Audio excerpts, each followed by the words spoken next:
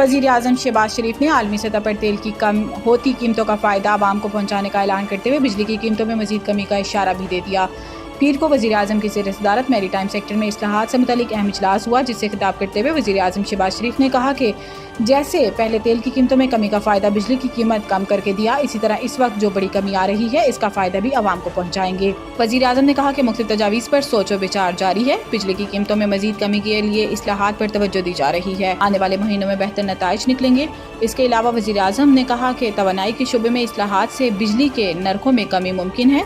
Mary time sector में पायदार इस्लाहात के लिए टास्क फोर्स मुतहरिक है। समुद्री मईशत में जमूद के खात्मे के लिए इस्लाहात पर काम जारी है।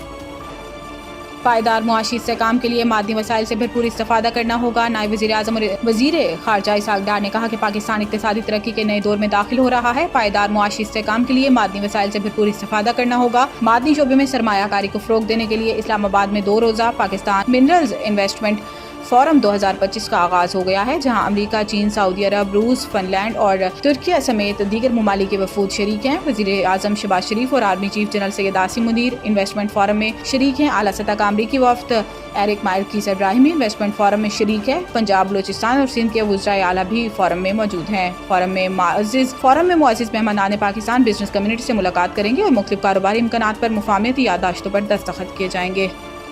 इस्टेब्लिशमेंट या दीगर जमातों से पीटीआई की बातचीत में सबसे बड़ी रुकावट इनका गालम गलोच ब्रिगेड है। राना सनाउल्लाह ने कहा कि बानी पीटीआई ने अपने लिए मसाइल खुद पैदा किए, हुकूमत ने नहीं। वो बिगाड़ पैदा करने और मुश्किलात बढ़ाने में खुद कफील हैं। इन्होंने कहा कि सोशल मीडिया पीटीआई के घर का चिराग था और इस घर को आग लग गई घर के चिराग से। इस्टेब्लिशमेंट या दीगर जमातों से पीटीआई की बातचीत में सबसे बड़ी रुकावट इनका गालम गलोच ब्रिगेड है। इनकी अपनी जमात में भी कोई ढंग की बात करे तो इनका गालम गलोच ब्रिगेड इसकी राह में भी रुकावट बन जाता है। इस ब्रिगेड के होते हुए हमें किसी अंदेशे की जरूरत नहीं। आजम सवाती ने जो बातचीत की कोशिश की वो भी इसलिए नाकाम हुई।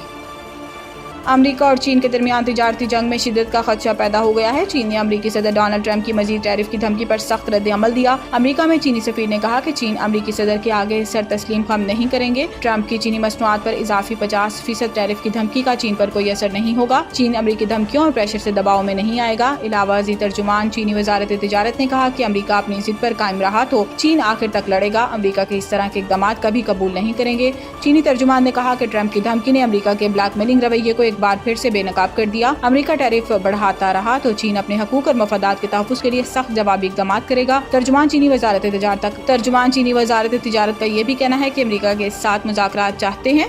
तिजारती जंग में कोई फ़ायदा नहीं था।